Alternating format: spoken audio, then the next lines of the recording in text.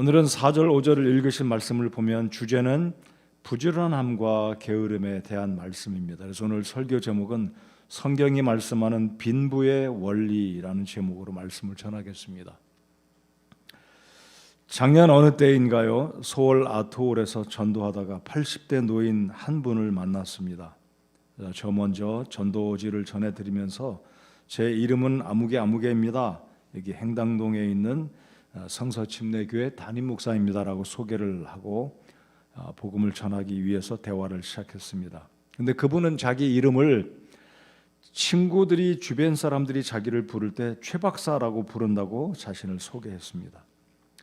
그분은 자기 작은아버지도 목회자라고 소개하셨고 자기가 정년하기 전에는 한의사로 일을 했었는데 특별히 이 치질을 전문으로 고치는 일을 했다고 소개했습니다. 근데 그분이 이제 저의 인상을 보면서 인상이 참 좋다고 이야기하시면서 갑자기 저에게 주먹손을 내밀어 보라고 해서 무심결에 저는 제 주먹을 쥐고 그분 앞에 손을 내밀었습니다. 그랬더니 그분이 제 손을 보더니 아들이 셋이 있네요 하는 거예요. 속으로 이 사람이 어떻게 내 아들이 셋이 있는 걸 알까? 그러더니 아들 셋 중에 한 아들은 돈을 잘 버는 아들이 있을 거라고 그래서 100% 믿지는 않았지만 마음이 불편했겠습니까? 편했겠습니까? 편했겠죠. 성도 여러분들, 과연 개인의 손금은, 인상은, 조금 더 나아가서 사람들이 말하는 팔자나 운명은 개인의 행불행이나 빈부를 말해줄 수 있겠습니까? 그런데 어떤 불신자들은 관상이나 또는 손금을 통해서 자신의 미래가 어떠할 것인지 관심을 갖고 또 불안할 때나 마음이 편치 않을 때나 어떤 위기가 오면 그런 곳을 찾아다닙니다. 타로, 사주, 관상, 무속인들 찾아가지 않습니까? 오늘 읽은 잠언 말씀에 보시면 오늘 설교 제목에서 제가 말씀을 드렸듯이요, 빈부는 팔자나 손금이나 관상이나 타고난 운명에 의해서 된다고 말씀하지 않으십니다. 오늘 말씀에 보면 부지런하면 부하게 되고 게으른 자는 가난하게 된다라고 분명히 말씀합니다. 자, 그러니까 우리 개개인과 어떤 사람의 빈부는 타고난 팔자에 의해서, 얼굴의 관상에 의해서, 손금에 의해서가 아니라 하나님에 의해서, 이 말씀에 의하면 부지런하게 근면하게 성실하게 살면 하나님께서 그의 삶을 부유하게 채우신다라고 말씀을 합니다. 물론 최근에 생겨난 말 가운데 보면 금수저다, 금수저, 흙수저, 은수저 이런 말이 있지 않습니까? 근데 제가 생각해 보면 이 금수저, 은수저, 흙수저는 영어에서 나온 말이다라고 생각해 봅니다. 물론 부모가 아주 잘 살면 부모의 유산을 이어받은 사람들은 굉장히 또 부유하게 살 수 있는 것은 부인할 수 없는 사실입니다. 미국의 조지아 대학의 주립대학 경제학 교수 토마스 스탠리라는 교수는 20년 동안 미국의 100만 장자들을 연구하였는데요, 이런 결과를 이야기했습니다. 미국의 부자의 80%가 부모의 재산을 물려받은 것이 아니라 중산층이나 노동층의 가정에서 쉽게 말씀드리면 자수성가한 부자들이다라고 이야기합니다. 그리고 이 통계에 의하면 부모나 타인으로부터 받은 유산이 항상 그 사람을 일평생 부자로 살아가도록 보장해주지 못한다라는 사실을 발견했습니다. 우리가 쉽게 듣는 것에 의하면 누군가가 로또 복권에 당첨이 돼서 일확천금을 얻어서 굉장한 부자가 되지만 여러 가지 이유로 얼마 지나지 않아서 그 사람의 마지막이 어떻게 되냐면 처음보다도 불행하게 빚쟁이가 돼 있거나 몸이 망가져 있거나 알코올이나 아니면 마약 중독자가 되어 있거나 훨씬 더 이전보다 못한 모습으로 바뀌어져 있는 모습을 볼 때 일확천금이라는 것은 결코 좋은 게 아니다라는 것. 또 나는 성실하게 부지런하게 자기 손으로 얻어서 부를 축적한 것이 아니라 유행이나 우연히 갑자기 아니면 부정한 방법으로 부자가 되는 것은 결국은 대가가 지불된다라는 것을 우리가 볼 수 있습니다. 자, 그렇다면 저나 여러분이 우리 자녀에게 남겨줄 유산이 있다면 감사하겠지만 이 유산을 물려주는 것보다는 독립정신, 근면, 정직, 믿음에 있어서 부유한 영적인 유산을 물려주는 것이야말로 진짜 자녀의 장래를 위해서 훨씬 도움이 된다는 사실을 오늘 말씀을 통해 기억하는 저와 여러분이 되시기 바랍니다. 자, 이제 4절과 5절 한번 보시겠습니다. 4절 제가 한 번 더 읽겠습니다. 손을 느리게 놀리는 자는 가난하게 되나, 자, 게으른 자는 있는 것마저도 가난하게 된다고 말합니다. 부지런한 자의 손은 부하게 만드느니라. 5절 한 번 더 우리 같이 읽어보시겠습니다. 시작. 여름에 거두는 자는 지혜로운 아들이나 수확 때 잠자는 자는 수치를 끼치는 아들이니라. 여러분, 팔레스타인이나 유대인들의 문화는 우리랑 달라서 가을철에 수확하는 게 아니라 이들의 계절 중에 여름은 수확하는 계절이다라는 것을 볼 수 있습니다. 그러니까 이 말을 바꾸면 추수 때 가을철에 거두는 자는 지혜로운 사람이고 정상적이지만 이 추수 때 게으름 피고 잠자는 자는 결국은 수치를 끼치는 아들, 가난하게 된다라는 말씀입니다. 자, 그러면 잠언에는 제가 찾아보니까요, 상당히 많은 이 부지런함 또는 게으름에 대한 말씀을 하고 있습니다. 여러분 많이 읽어보셔서 기억에 남는 구절인데요, 6장 6절에서 11절 눈으로 한번 보시기 바랍니다. 너 게으른 자여, 개미에게 가서 개미의 길들을 깊이 살펴보고 지혜로운 자가 되라.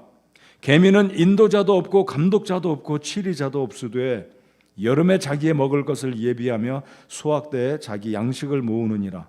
오 게으른 자여, 내가 어느 때까지 자려느냐? 내가 어느 때 잠에서 일어나려느냐? 좀 더 자자, 좀 더 졸자, 손을 모으고 좀 더 자자 하면 내 빈궁이 여행자같이 내 궁핍이 군사같이 이르리로다 라고 말씀합니다. 자, 10장 26절 같이 한번 읽어보겠습니다. 그 다음 구절 10장 26절입니다. 이거 준비 안 됐나요?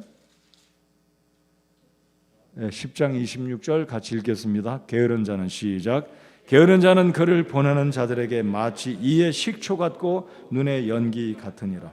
얼마나 이게 남들을 힘들게 하고 고통을 주느냐 이거죠.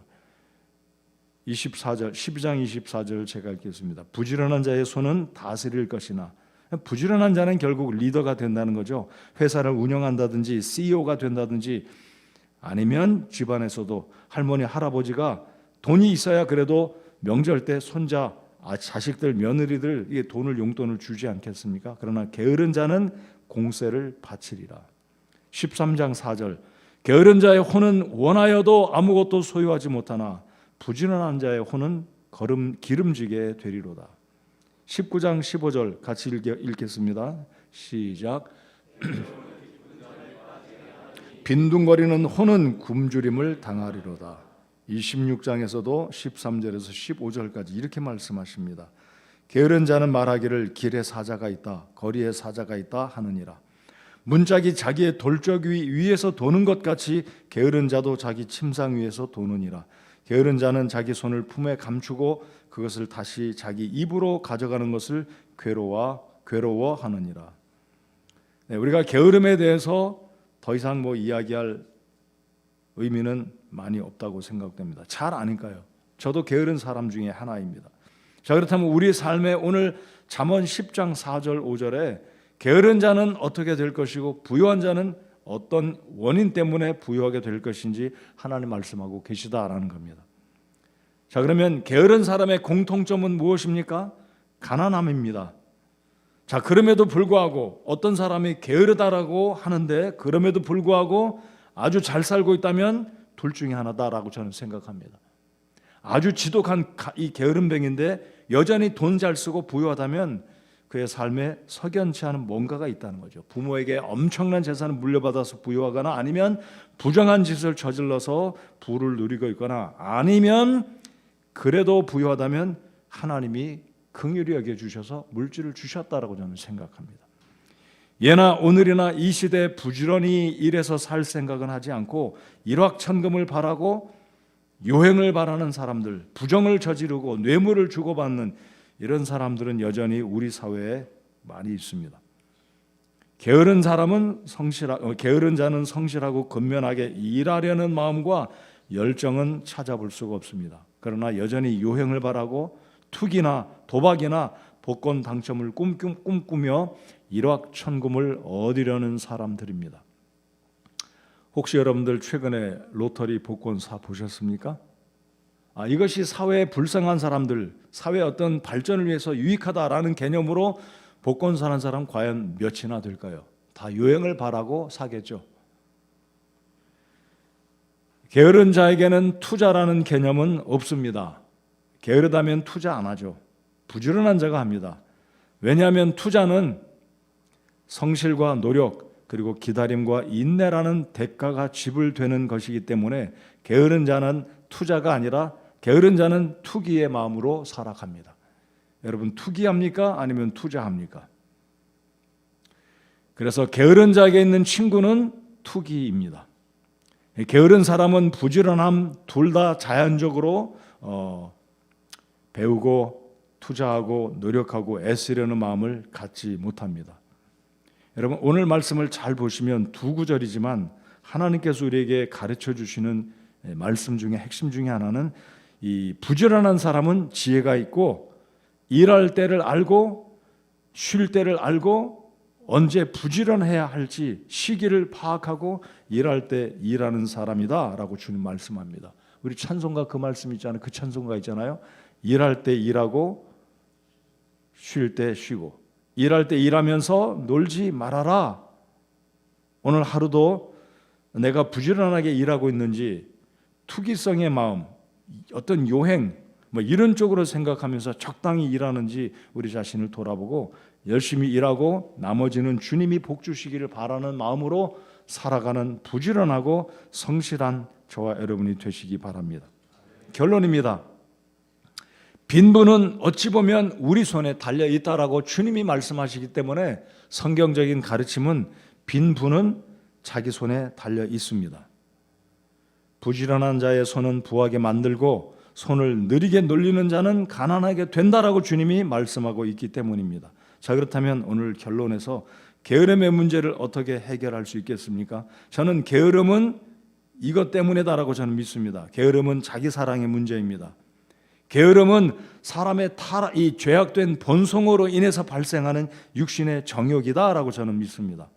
그렇다면 이 문제를 극복하려면 어떻게 게으름의 문제를 극복할 수 있겠습니까? 성령으로 충만해야 된다고 저는 믿습니다. 성령으로 충만하고 성령의 도우심을 힘입을 때 지혜를 얻고 일할 때 일하고 추수 때 일하고 자지 아니하고 하나님이 기회를 주시면 그 기회를 붙들고 활용하고 최선을 다해서 그 기회로 자신의 필요들을 채워나가는 진정한 지혜로운 자가 부하게 된다라고 주님께서 말씀하시기 때문입니다. 또 하나 이 게으름의 문제를 어떻게 우리가 해결하고 극복할 수 있겠습니까? 오늘 할 일을 미루지 말아야 됩니다. 인생의 목표를 분명하게 세워야 합니다. 연간 목표, 월간 목표, 주간 목표, 이번 계절에 내가 해야 할 일들, 달성해야 될 목표를 분명히 세우고 일한다면 게으름에서부터 우리 자신들을 보호하게 될 것이다 라고 믿습니다. 결론입니다. 빈부의 원리는 부모가 주실 수도 있겠지만 사실 그것은 어찌 보면 젊은이들이 엄청난 유산을 물려받으면 젊어서 부한 사람은 흥청망청 돈 쓰고 아끼지 못하고 그러기 때문에 오래가지 못할 것입니다. 그래서 결국 부하다라는 것은 누가 준 것도 부를 누릴 수 있는 어떤 특권이나 축복이 될 수 있겠지만 성경에서 말씀하는 부는 부지런하게 내 손으로 성실하게 근면하게 일할 때 우리 주님께서 우리에게 부를 주신다고 말씀하십니다. 오늘도 여러분 출근하셔서 성실하게 여러분이 일터에서 여러분에게 맡겨주신 일을 성실하게 최선을 다해서 감당할 때 주께서 크든 작든 간에 우리에게 부를 쌓아갈 수 있는 능력 주시고 우리의 삶을 지켜주실 것을 믿습니다. 기도하겠습니다.